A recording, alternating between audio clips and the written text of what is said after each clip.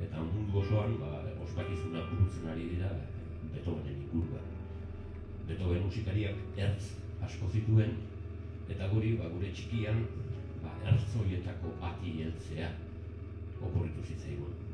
Ze ertz, badakizue, segur asko Beethovenen artelanik ezagunena 9. sinfonia da, eta 9.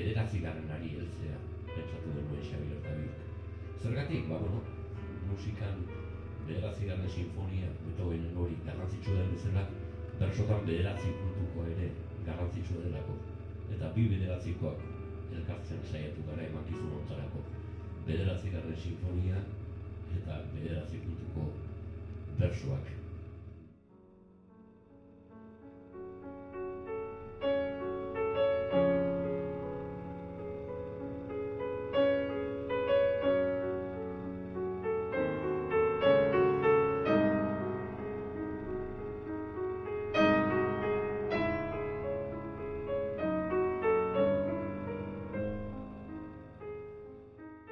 Enintzen bereziki bersozalea, 19 urte nituen, bezperan parranda egingo nuen, eta egun hartan nire logelan irratia jarri nuen.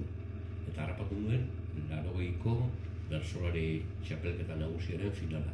Eta egun osoa, gelan liluraturik pasa nuen. Eta gehien liluratu ninduna segurazko izan zen bukaera aldera 9 puntuko egin behar zutela aginduta Euskal Herria, gaiari Xabier Amurizako tazion bersoa. Eta alde hortatik, beti sentitu izan naiz Amurizarekiko zordun.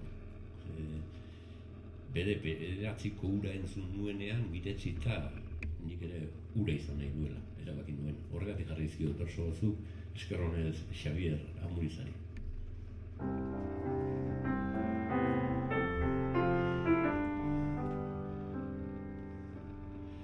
Nere 19 urte egin berrien arkupe, hartan biek diardute, harridura ta disfrute.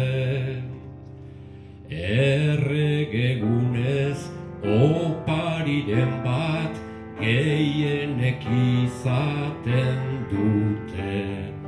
Garai hartako klasiko bat zen, pare bat galtzer dikutre. Baina urte hartan zure bersoak izan nitunik ze suerte.